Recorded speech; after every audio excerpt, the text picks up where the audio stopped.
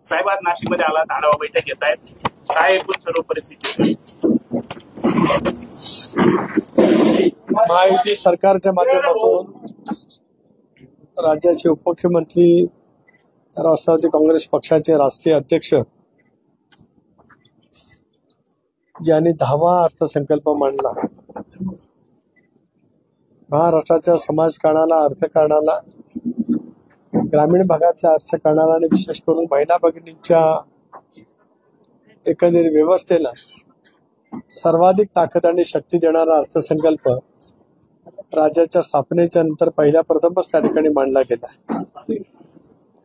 आज पत्रकार परिषदेच्या निमित्ताने मला हेच सांगायचं आहे की ऑगस्टच्या पहिल्या आठवड्यामध्येच आदरणीय अजितदादांची जनसन्मान यात्रा समग्र महाराष्ट्रामध्ये आम्ही त्या ठिकाणी सुरू करणार आहोत आणि त्याची सुरुवात नाशिक पासून आम्ही त्या ठिकाणी करणार आहोत. यामध्ये प्रामुख्याने संबंध घटकांशी अजितदादांचा थेटपणाने संवाद त्या ठिकाणी होणार आहे.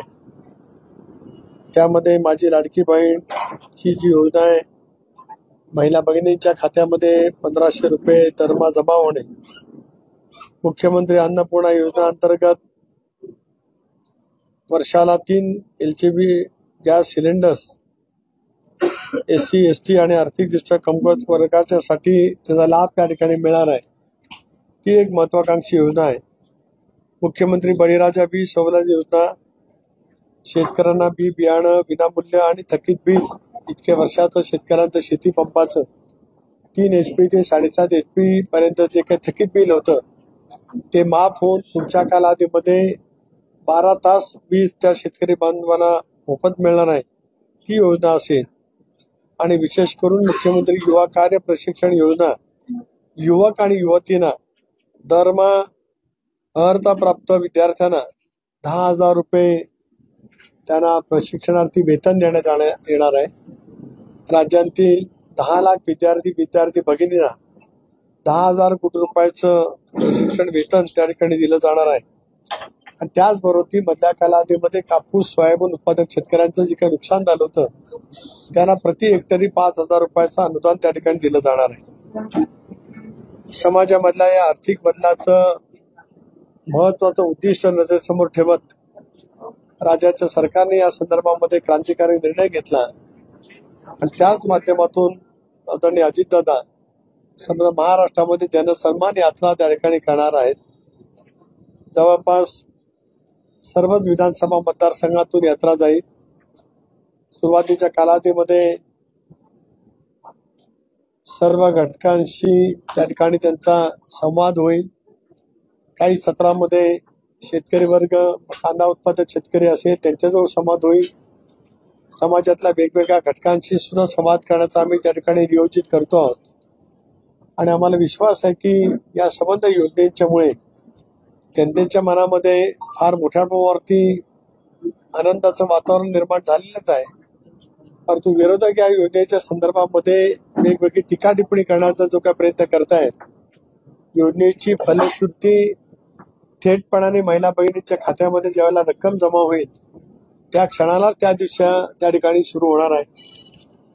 या दृष्टिकोनातून सुद्धा आपण पाहिलं तर 31 ऑगस्ट पर्यंत जरी अर्ज स्वीकारण्याची मुदत दिली असली तरी ऑगस्ट महिन्यामध्ये जरी अर्ज दाखल झाले तरी त्यांना लाभ जुलै महिन्यापासून म्हणजे पूर्वलक्षी प्रभावाने त्या ठिकाणी मिळणार आहे.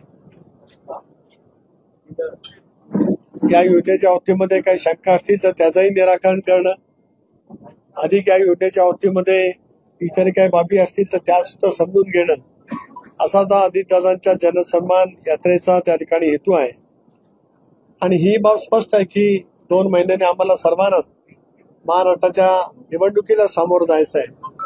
पण निवडणुकीला सामोरं जात असतानाच विकास, शिवशाहू फुले आंबेडकरांची सामाजिक समता, आमची राजकीय विचारधारा आणि मग जनतेच्या दृष्टिकोनातून घेतलेले अत्यंत महत्वाचे क्रांतिकारी निर्णय हे या माध्यमातून थेटपणाने सामान्य मतदारांपर्यंत कसे पोहोचता येतील हा त्याच्या पाठीमागचा हेतू त्या ठिकाणी आहे.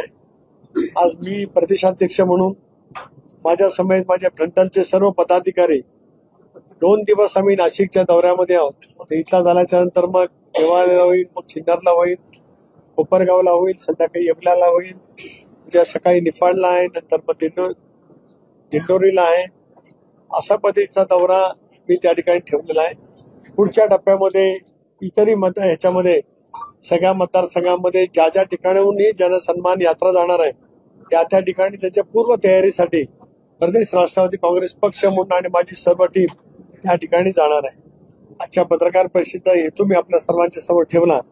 आपल्याला काय मोठेपणाने संवाद करायचा असेल तर आपण करावा अशी विनंती आहे. साहेब, आपण जिल्ह्याचा आढावा घेतोय. आपण जर बघितलं तर जिल्ह्यामध्येच राष्ट्रवादी काँग्रेसची चांगली ताकद आहे.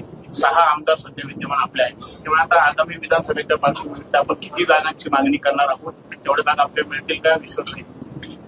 3 दिवसापूर्वीच मुख्यमंत्री आणि दोन्ही उपमुख्यमंत्र्यांची बैठक झाली. आम्ही एक समन्वय समिती नेमतो. संबंध महाराष्ट्रामध्ये एकत्रितपणाने नियोजन करण्याच्या दृष्टिकोनातून जागा वाटपाच्या संदर्भामध्ये सुद्धा 1-2 दिवसामध्ये दिल्लीच्या केंद्रीय नेतृत्वाच्या जवळ आमची त्या ठिकाणी चर्चा होईल आणि ती चर्चा पूर्ण झाल्याच्या नंतर आपल्याला आम्ही त्या संदर्भातला तपशील त्या ठिकाणी देऊ. परंतु एक बाब स्पष्टपणाने त्या ठिकाणी आहे की महायुतीमध्ये जागा वाटपाच्या संदर्भात कुठल्याही मतभेदी नाहीत, चढाओढी नाही. निवडून येण्याची क्षमता, सिटिंग या सर्वच गोष्टीचा विचार करत आम्ही त्या ठिकाणी योग्य तो निर्णय घेणार. साहेब, वरिष्ठ पातळीवर जरी परिस्थिती असली तरी मात्र स्थानिक पातळीवर परिस्थिती वेगळी आहे. अनेक जागांवरती तिन्ही पक्षांकडून दावा हा केला जाणार आहे. तशी परिस्थिती देखील, कारण सर्वच पक्षांनी तयारी देखील सुरू केली. त्यामुळे कुठेतरी अडचणीचा भाग होईल किंवा मग स्थानिक पातळीवर स्वबळावर निर्णय घेतले जातील असं काही स्वबळावरती निर्णय घेण्याचा प्रश्न त्या ठिकाणी उद्भवत नाही. खरं आहे की अपेक्षा उमेदवारांची, इच्छुकांची संख्या मोठ्या प्रमाणावरती राहू शकते. हे महायुतीमध्ये अधिक जास्ती प्रमाण आहे. महाविकास आघाडीमध्ये आहे, पण महायुतीकडे इच्छुकांची संख्या जास्ती आहे. कारण आता प्रत्येकाच्या मनामध्ये एवढा आत्मविश्वास निर्माण झालाय की ज्या क्रांतिकारी योजना अजितदादांनी दिलेल्या आहे, महाराष्ट्रामध्ये पुन्हा एकदा महायुतीचं सरकार होत असतानाच आपल्याला विधानसभेमध्ये जाण्याची संधी मिळावी अशी अपेक्षा काय कार्यकर्त्यांनी धरली तर ती काय वावगं आहे. एकीकडे तुम्ही असं म्हणत असेल तरी दुसरीकडे मात्र आपल्या अनेक बैठकांमध्ये किंवा या कार्यक्रमांमध्ये नरहरी झिरवाळ कुठे दिसत नाही. आज देखील ते नाहीये.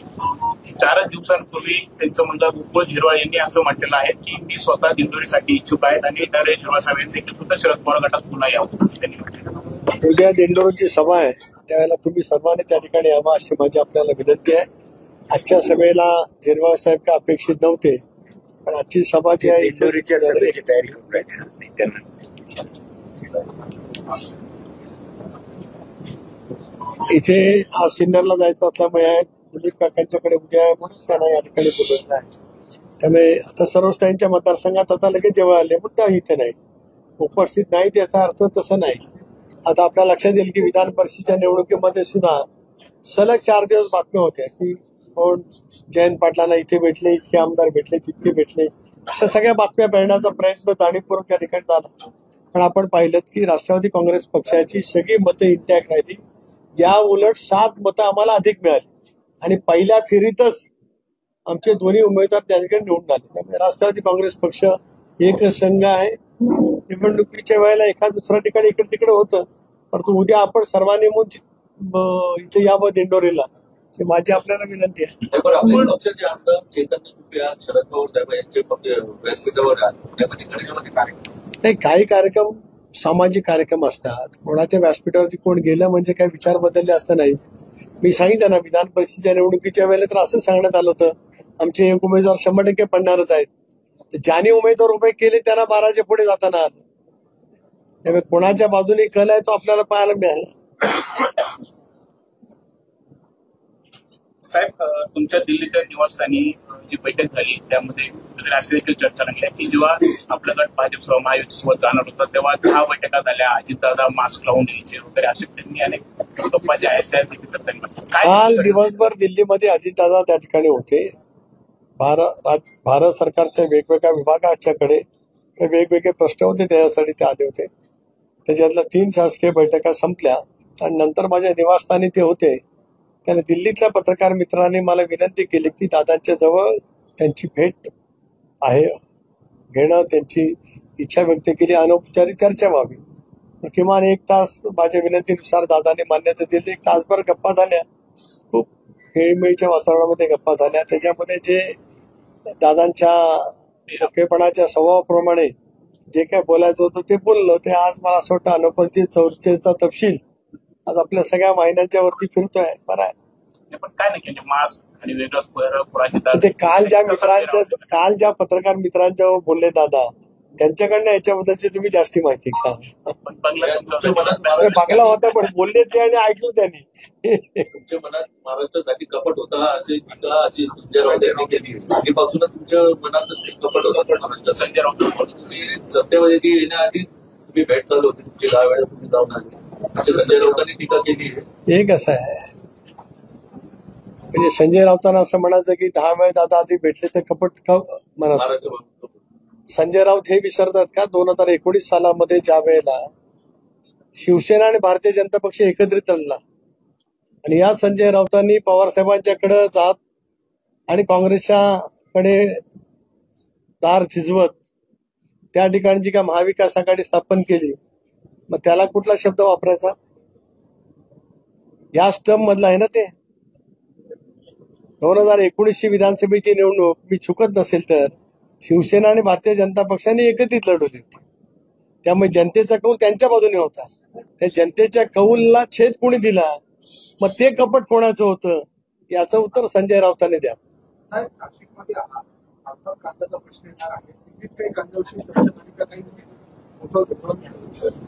त्या विषयाच्या बाबतीमध्ये सर्वसाधारण चर्चेमध्ये भाग घेत असताना मी त्याचा स्पर्श केला. परंतु आता पुढच्या आठवड्यामध्ये प्रत्येक विभागवार ज्यावेळेला चर्चा होणार आहे त्यावेळेला आम्ही विषय त्या ठिकाणी मांडू. इंडियाच्या खासदारांची बैठक झाली त्यावेळेला सुद्धा विषय त्या ठिकाणी मांडला गेला आहे आणि मला विश्वास आहे की या अधिवेशनामध्ये लोकसभेच्या या कांदा उत्पादक शेतकऱ्यांच्या दुष्कर्तून भारत सरकारकडनं योग्य ती पावलं उचलली जातील. साहेब, निधी वाटपावरून कुठेतरी भाजप आणि आपल्या नेत्यांमध्ये वाद बघायला आपल्या शहरात असलेल्या पोपटे साहेबांच्या मतदारसंघात असं एकाच मार्गावर देखील गिरीश महाजनावर ते नाराजी व्यक्त केली. आपण बेटकरी देखील बरोबर एक गोष्टी करत नाराजी व्यक्त करताय. काय घडतंय असं आहे की इतक्या मोठ्या सगळ्या व्यापारामध्ये काही वेळेला एखादी गोष्ट इकडे तिकडे घडू शकते, परंतु पाणेकर एक ज्येष्ठ सदस्य आहे त्याच्यामुळे मी स्वतःही आज दिवसभर त्यांच्यासोबत आहे. त्यामुळे त्यांच्या भावना निश्चितपणे त्या ठिकाणी जाणून घेऊ. महायुती जी आहे आमची पूर्ण ताकदीने आगामी येणाऱ्या विधानसभेच्या निवडणुकीला सामोरं जाणार आहे. इतकं मोठं ज्या वेळेला संघटन असतं 3 पक्षांची, ज्या वेळेला अन्य घटक पक्षासहित युती असते त्याला थोडाफार प्रश्न इकडे तिकडे राहू शकतो. जे सत्तेत नाही त्यांच्याकडे खूप प्रश्न आहेत, पण आता आमच्याच प्रश्नांची जास्ती तारीफ केली जाते, ठीक होत असते. धन्यवाद. संजय राऊत म्हणताय की अजित पवार असतील, देवेंद्र फडणवीस असतील किंवा एकनाथ शिंदे असतील, वेशभूषा बदलून ते अनेकांना भेटत होते, सरकार पाडण्यामध्ये ते सर्वाधिक पुढे होते. त्यांनी रंगमंचावर त्यांना कुठेतरी स्थान मिळावं किंवा मी चांगला लेखक आहे, मी त्यांच्याविषयी चांगलं लिहू शकतो असं संजय राऊतांचं अलीकडचं लिखाण कसं आहे ते सर्वजण महाराष्ट्रातली जनता पाहते आहे.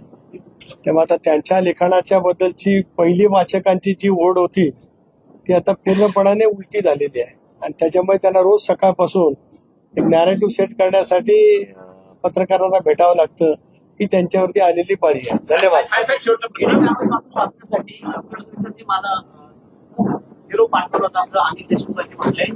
समित कदम नावाच्या व्यक्तीकडे हा निरोप पाठवला होता, त्या संदर्भातील व्हिडिओ देखील आहे. ते दोघे एकमेकांचं उत्तर देण्यास सक्षम आहेत. देवेंद्रजी सक्षम आहेत, मुख्यमंत्री राहिलेत, राज्याचे गृहमंत्री आहेत, ते एकेकाळचे अनिल देशमुख गृहमंत्री होते.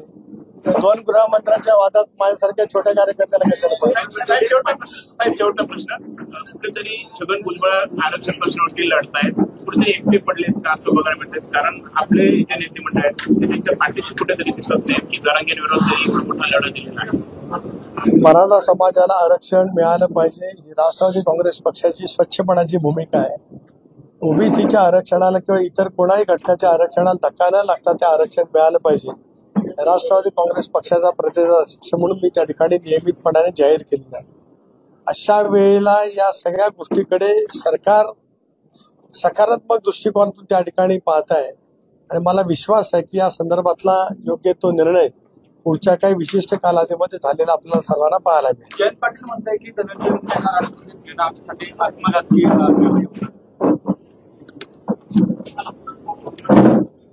बीडमध्ये त्यांनी वक्तव्य केलं. धनंजय मुंडे कुठे जाण्यासाठी उत्सुक आहे असं मला स्वतःला काय वाटत नाही. पण अशी आत्मघातकी विधानं करत जयंत पाटील नेमका कुठल्या मार्गावरती जात आहेत असं मला त्यांना मुख्यमंत्र्यांनी विचारत आहे. मुख्यमंत्री लाडकी योजनेच्या ऐवजी लाडकी बायको योजना आणा असं म्हणणाऱ्या जयंत पाटलांना असं फार म्हणण्याचा फार नैतिक अधिकार राहिलाय असं मला स्वतःला काही त्या ठिकाणी वाटत नाही. देश विदेशातील प्रत्येक घडामोडींचे लाईव्ह अपडेट मिळवण्यासाठी आता साम टीव्हीच्या सर्व सोशल मीडिया प्लॅटफॉर्मला लाईक, फॉलो आणि सबस्क्राईब करा. तसंच सर्व नोटिफिकेशनसाठी बेल आयकॉन प्रेस करायला विसरू नका.